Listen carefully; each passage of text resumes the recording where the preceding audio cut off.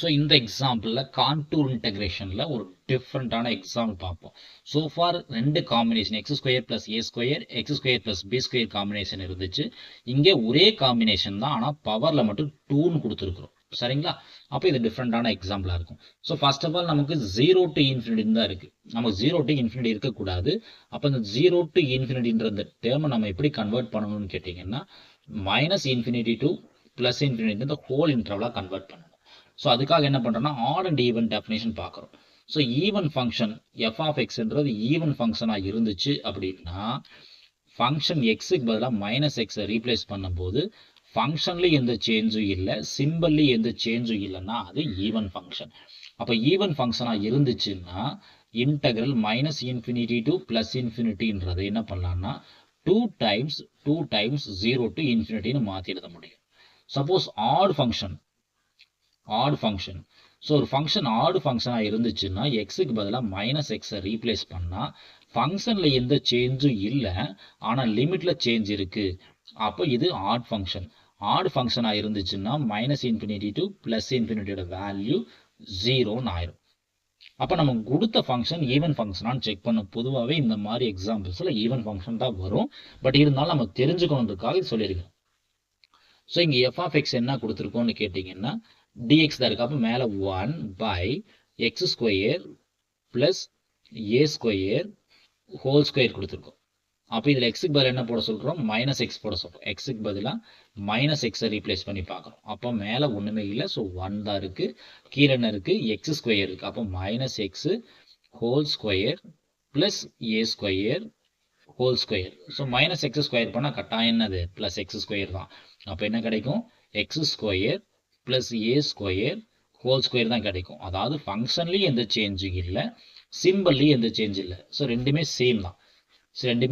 Same தான். Suppose எக்ஸுக்கு பதிலாக -x ரீப்ளேஸ் பண்ணாலும் எந்த சேஞ்ச் இல்லை. அப்போ நம்மளோட எஃப் ஆஃப் எக்ஸ்ன்றது என்ன, கட்டாயம் இது ஈவன் ஃபங்க்ஷன் தான். அப்போ ஈவன் ஃபங்க்ஷன்றதுனால நம்ம என்ன பண்ணலாம், ப்ராப்பர்ட்டி யூஸ் பண்ண முடியும். ஸோ ஈவன் ஃபங்க்ஷன்னா suppose -infinity to +infinity f of x டிஎக்ஸ்ன்ற அந்த டேர்ம் எப்படி மாற்றிடுதலாம்னா 2 times 0 to infinity f of x டிஎக்ஸ்னு மாற்றிக்க முடியும். அப்போ இங்கே என்ன ஆகுனா இந்த 2 இருக்குது, இந்த 2 என்ன பண்ணுறோம் ஆப்போசிட் தள்ளிவிட்டு என்ன ஆகும், டிவிஷனில் போயிடும். அதுதான் கொடுத்துருக்கோம் நம்ம. ஸோ நம்ம கிவன் ஃபங்க்ஷனை மாற்றி எழுதுனா இந்த 2 ஆப்போசிட்டில் வந்து என்ன ஆகும், ஸோ 0 to infinity தான் சம்மில் கொடுத்துருக்கோம். எஃப் ஆஃப் எக்ஸ் டிஎக்ஸ்ன்றது என்னமா கன்வெர்ட் ஆகும், ஆப்போசிட்டில் வந்து 1/2 ஆயிடும். அப்போ 1/2 integral whole interval -infinity to +infinity f of x டிஎக்ஸ்ன்னு கன்வெர்ட் ஆயிடும். ஸோ இது Cauchy residue theorem. Cauchy residue தியரத்து படி மாற்றி எழுதுனா integral over -r to +r f of x dx ஆகும் plus upper of of the semi circle f of x dx ஆகும் நம்மளால பிரித்து எழுதிக்க முடியும். இது ஈக்குவேஷன் நம்பர் 1 இல்லை ஏன்னு வச்சுக்கலாம். சப்போஸ் அந்த ரேடியஸ் இன்ஃபினிட்டி நோக்கி ரேடியஸ் இன்க்ரீஸ் ஆகிட்டே போச்சு அப்படின்னு கேட்டிங்கன்னா integral over -r to +r f of எக்ஸ் டிஎக்ஸோட வேல்யூ ஆட்டோமேட்டிக்காக 0 ஆயிடும். அப்போ இந்த வேல்யூ தூக்கி மேலே இருக்கக்கூடிய ஈக்குவேஷன் அப்ளை பண்ணால் என்ன கிடைக்கும்னு கேட்டிங்கன்னா integral over 0 to infinity f of x dx அப்படிங்கிறது 1/2. இந்த 1/2 எல்லாத்தையுமே காமனாக இருக்கும். 1/2 ஸோ 1/2 எல்லாத்துக்கும் காமனாக இருக்கும். ஃபர்ஸ்ட் ஒன் 0 ஆயிடுச்சு. அப்போ closed region CR f of z டிஇசட்டாக கன்வெர்ட் ஆயிரும்.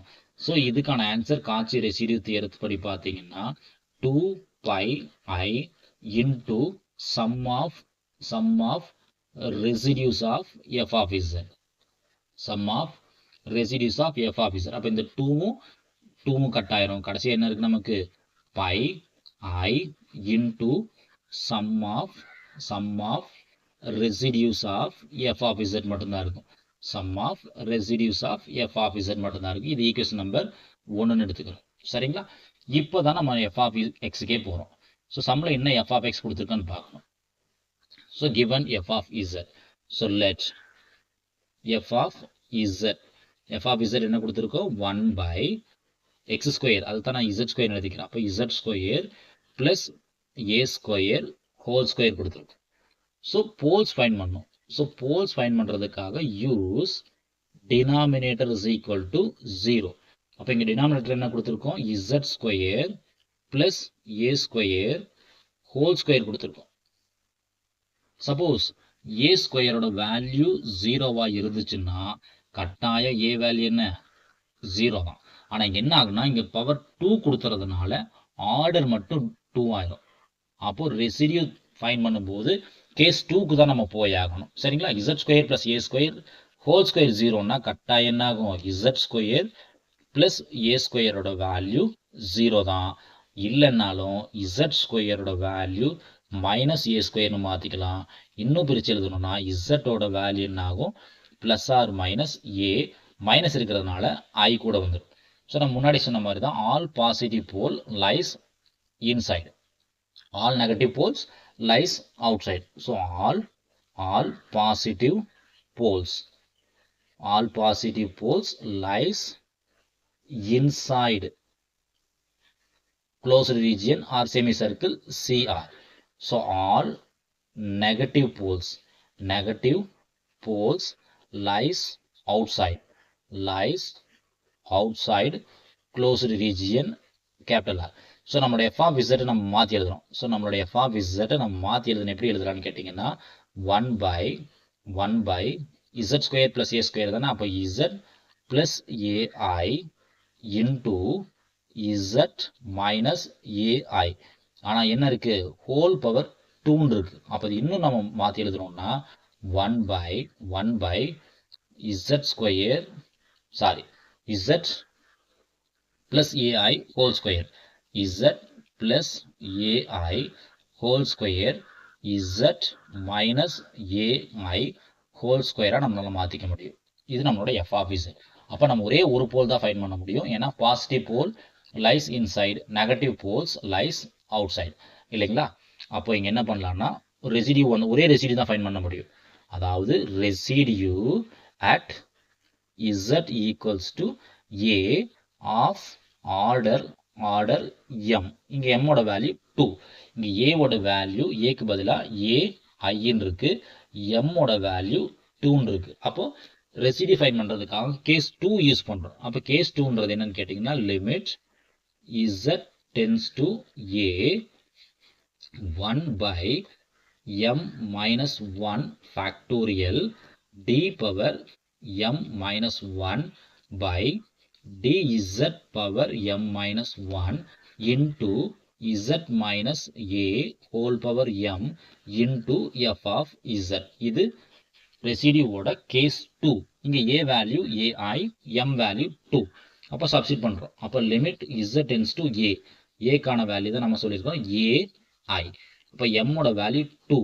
அப்போ 2 minus 1 factorial d power m 2 minus 1 by dz power 2 minus 1 into z minus a கான வேல்யூ ai, m ஓட value 2 into f of z. f of z ஓட value 1 by z minus ai whole square z plus ai whole square இல்லைங்களா. அப்போ z minus AI whole square z minus AI whole square cut ஆயிடும். அப்போ கடைசி என்ன இருக்கு நமக்கு, limit z tends to AI. So 2 minus 1ன்றது 1 ஃபேக்டோரியல் தான். அப்போ 1 ஃபேக்டோரியலோட வேல்யூ 1 தான், ப்ராப்ளம் இல்லை. ஸோ d பவர் 2 மைனஸ் 1, அப்போ d power 1 by dz power 1 தான். அப்போ பேலன்ஸ் என்ன இருக்கும், 1 by z plus a i whole square இருக்கும். z plus a i whole square இருக்கும். சரிங்களா. இதை வந்து ரெண்டு மெத்தட் நம்மளால டிஃபரன்ஷியேட் பண்ண முடியும். சப்போஸ் இதை யூவியில் அப்ளை பண்ணுற மாதிரி இருந்தால் யூவி அப்ளை பண்ணி போடலாம். இல்லை சப்போஸ் 1 பை எக்ஸ்ன்ற டேர்ம் மேலே வரும்போது என்ன ஆகும்ப்பா, X to the power minus 1 ஆயிரும். அப்போ X to the power minus 1 differentiate பண்ண என்ன ஆகும், எக்ஸ்ன்றது நம்ம யூஸ்வலாக கேபிட்டல் எக்ஸ்ன்னு சொல்லுவோம். அப்போ minus 1 x to the power minus 2 again derivative of x. இந்த மெத்தட் யூஸ் பண்ணி பண்ணுற மாதிரி இருந்தாலும் பண்ணலாம். சப்போஸ் இந்த மெத்தட் யூஸ் பண்ணி பண்ணுற மாதிரி இருந்தால் என்ன கிடைக்குன்னு கேட்டிங்கன்னா மைனஸ் 1 இஸ் எக்ஸுக்கு பதில் என்ன இருக்குது, இசட் ப்ளஸ் ஏஐ இருக்குது. அப்போ X to the power 1 by x square இருக்கா. இப்போ மேலே போகும்போது என்ன ஆகும், எக்ஸ் டு தி பவர் 2 ஆயிரும். இப்போ -2 x to the power -3 ஆயிருமா, அப்போ -2 z plus a power -3 x differentiate பண்ணா, அதாவது z டிஃபரன்ஷியேட் பண்ணா 1 plus 0 ஆகும். அப்போ இதனோட ஆன்சர் என்ன ஆகும், -2 by z plus ai whole cube எழுதிக்கலாம் டைரக்டா தெரிஞ்சதுன்னா. இல்ல சார் எனக்கு u by v ஃபார்முலா தான் எனக்கு தெரியும், derivative of u by v தான் என்னால் போட முடியும்னு ஃபீல் பண்ணா, இதனோட formula v u dash minus u v dash by v square. சரிங்களா?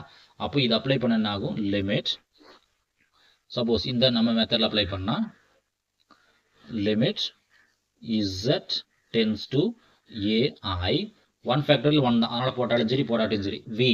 அப்போ இது u இது v இல்லையா, அப்போ v z plus ai whole square அப்படியே வச்சிருக்கோம். 1 டிஃபரன்ஷியேட் பண்ணா 0 மைனஸ் நியூமரேட்டர் 1 காமனா வச்சிருக்கோம். இதை டிஃபரன்ஷியேட் பண்ணா 2 டைம்ஸ் z plus ai இருக்கும். எகைன் இதை டிஃபரன்ஷியேட் பண்ணா கிடைக்கும் 1 plus 0 கிடைக்கும்.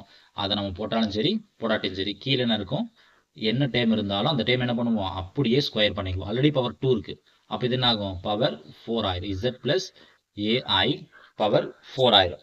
ஸோ இதை நம்ம சிம்பிளை பண்ண வேண்டாம், அப்படியே நம்ம என்ன பண்ணிக்கலாம், சப்ஸ்டிட் பண்ணிக்கலாம். இதனோட வேல்யூ என்ன ஆயிரும், 0 ஆயிரும். ஏன்னா 0 கூட எதை மல்டிப்ளை பண்ணாலும் 0 தான். அப்போ z பதிலாக என்ன போடணும், ai போடணும். அப்போ கடைசி என்ன இருக்கும், -2 இருக்கும். z-க்கான வேல்யூ ai பிளஸ் ஆல்ரெடி ஒரு ai இருக்கு, கீழே என்ன இருக்கு, ai பிளஸ் ai பவர் 4 இருக்கு. அப்போ இந்த பவர் 4ம் ஒரு பவரும் கட் ஆகிக்கும். அப்போ கடைசி என்ன இருக்கும், -2 by 2 டைம்ஸ் ai இருக்கும் இல்லையா, ai மறுபடியும் 2 டைம்ஸ் ai பவரில் மட்டும் என்ன இருக்கும், 3 இருக்கும். பவரில் மட்டும் 3 இருக்கும். சப்போஸ் இங்கேயே நம்ம ஒரு டைம் மாற்றி எழுதுற மாதிரி இருந்தால் என்ன ஆகும், மேலே என்ன இருக்கும், -2 மட்டும்தான் இருக்கும். -2 z plus ai இருக்கும், கீழே என்ன இருக்கும், z plus ai whole power 4 இருக்கும். இதில் பவர் 1ஐயும் பவர் இதையும் கட் பண்ண என்ன கிடைக்கும், -2 by z plus ai whole cube கிடைக்கும். இந்த ரெண்டுமே என்னதுன்னா சேம் தான், எப்படி போட்டாலும் ஆன்சர் சேமாக தான் வரும். So no problem. ஸோ இதை நம்ம ஸ்கொயர் பண்ண கீழே பவர் 3 இருக்கா, அப்போ மேலே என்ன இருக்கு, -2 மட்டும்தான் இருக்கு, கீழே என்ன இருக்கு, 2 கியூப் இருக்கு. அப்போ 2 கியூப்னா 8. அப்போ a கியூப்னா a கியூப் தான். i கியூபுக்கான வேல்யூ நமக்கு முதலே தெரியும், -i கியூபுக்கான வேல்யூ -i. அப்போ இந்த மைனஸும் கட் பண்ணிக்கலாம். இந்த 8ம் 2 கட் பண்ணா 4 டைம்ஸ் 2னா 8. அப்போ மேலே 1 மட்டும்தான் இருக்கும், கீழே என்ன இருக்கும், 4 இருக்கும், a கியூப் இருக்கும், கூட என்ன இருக்கும், i இருக்கும். நமக்கு ஒரே ஒரு ரெசிடியூ மட்டும்தான் இருக்கு, ஏன்னா 2 ரெசிடியூ கிடையாது, ஒன்லி 1 ரெசிடியூ. அப்போ ஈக்குவேஷன் 1ல அப்ளை பண்றோம். இப்போ ஈக்குவேஷன் 1ல என்ன சொல்றோம், நம்ம pi i into sum of residues, pi i into sum of residues. அப்போ ஈக்குவேஷன் 1ல சப்ஸ்டிட் பண்றோம். ஸோ ஈக்குவேஷன் 1ல அப்ளை பண்ணா 1 என்ன சொல்லுது, integral over 0 to infinity f of x dx இருந்துச்சு அப்படின்னா pi i into sum of residues of f of z இல்லைங்களா, sum of residues of f of z. அப்போ இங்கே ஒரே ஒரு ரெசிடியூ மட்டும்தான் இருக்கு, pi i into 1 by 4 a cube along with i. அப்போ இங்கே என்ன ஆகும், இந்த ஐயும் கட் ஆகும். அப்போ கடைசி என்ன இருக்கு, நமக்கு pi by 4 a cube கிடைக்கும்.